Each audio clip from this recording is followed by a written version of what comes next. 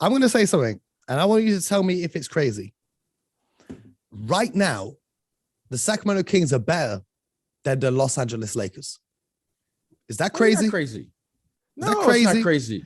Because it's not crazy. The Lakers made 0 moves. Okay, let's go back to 2018 when the LeBron James Cavs were struggling a little bit. They were 31-22, and Kobe Altman, the general manager, traded 6 players and a pick in 3 separate deals to completely overhaul the roster, and Cleveland made it back to the finals. Today, the Lakers have a worse record. They're 26-30, and their front office did absolutely nothing. Now, they don't have those mid-range, mid-level contracts that helped orchestrate those moves, but that's only because their front office did such a bad job in the summer, trading all of those mid-level guys for Russell Westbrook to the Washington Wizards. If they had not made that trade and they still had the Kuzmas and the Harrells and all these mid-level guys that had tradable contracts, they could have made some moves to improve this team, but they didn't. They're looking on the buyout market for guys that can help them. And will they find 1 or 2 gems because someone wants to come and play with LeBron and live in LA? Yeah, I think they could, but they should have made a move today. There was reports that they were discussing a trade with the Houston Rockets that would have involved Russell Westbrook, Talon Horton-Tucker, and the 2027 first-round pick, a pick which I think will be very valuable because in 5 years, I don't even know if the Lakers will still be good after LeBron is gone, okay, in exchange for John Wall and Christian Wood. I think that would have been an excellent trade for the Lakers, but they didn't do it. So the Lakers standing pat, do you think there's any way now that they can turn this season around? Listen, it seemed like every day I tried not to talk about the Lakers. I talk about the Lakers. They don't even make a trade, and I'm talking about the Lakers. And this is the trade deadline. Listen, Mo, I'm going to go back to the beginning here.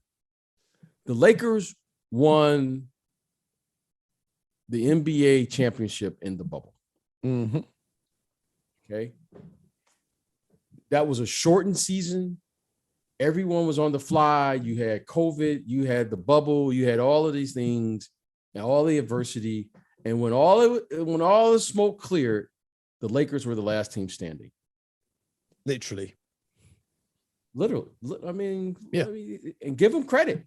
Yep. Okay. Anthony Davis, you go, oh, that's why they got Anthony Davis. And, they had JaVale McGee, and the combination of JaVale McGee and Dwight Howard, LeBron James, suddenly Rondo was anchoring the second unit. They gave Danny Green a lot of flack, but you know what? He defended. He did his job. He did his job. What was Caldwell? Caldwell Pope, KCP. He did his job. He defended. It worked. And I'm going to tell you something, Mo. When your team gives you that type of effort, they earn the right the following year to defend that championship, Mo. Yep. See, this is, I'm not going to get into all of this stuff that's going on now. They earned that right, Mo. Yep. To defend because they didn't get a chance to play an 82-game season. They didn't get a chance to finish the season. They went straight from the season abruptly ending or suspended right to the bubble. And when it all cleared, because everybody had the same problems, Mo, they won the championship. Now, they go to the next season, Mo, and they get cute. They get Schroeder, Harrell, 2 guys that were the 6th man of the year the season before. And then they had to get the big guy from Toronto, Marc Gasol. See, Mo, that team gave you the effort. Mo, when someone gives you effort and energy, Mo, there is no replacement. You can't coach effort. I watched the game against Portland, and there was no effort down the stretch. The game was fascinating. The game against Portland. Did you see the other night where Russell Westbrook sat and they blame Russell Westbrook for all their problems? Russell Westbrook wasn't playing. Okay. It's a 2-point game and there's a 5-second difference in the game and the shot clock. You hear LeBron James saying, don't foul, don't foul because they want to get a stop and go down the other way and tie it, send it to overtime, or hit a three and win.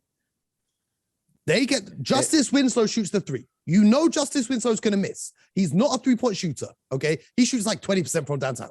You know the three ball is going to rebound long, okay? Long shots, long rebounds. Basketball 101. That shot goes up, and 4 of the 5 Lakers did not put a body on their man. There was no boxing out. They weren't paying attention. The ball rebounds long. Portland catch it. End of the game. There was no intensity. There was no effort. And that's the final possession on a game that you need to win against the Portland team that just traded half the squad and don't even have their full rotation. And that, for me, said it all about the Lakers. Well said, Mo. Well said. I said it on Sky TV. I said, say what you want to about Russell Westbrook. He shows up. Yep. Mo, he shows up.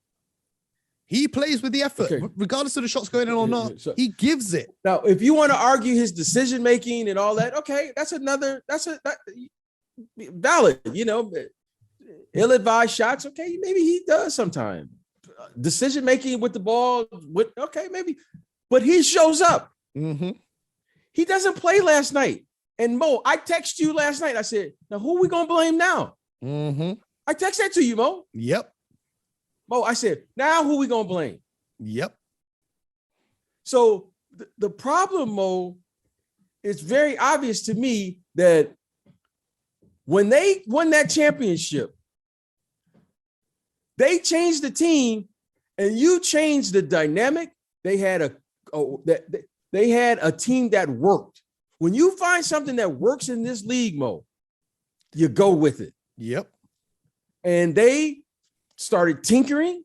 They with the exception of AD and LeBron, they started tinkering with everything else. Yep. And Look at how it ended. They ended up bringing back Dwight Howard this season. They ended up bringing back Rondo this season, even though they went and traded him recently.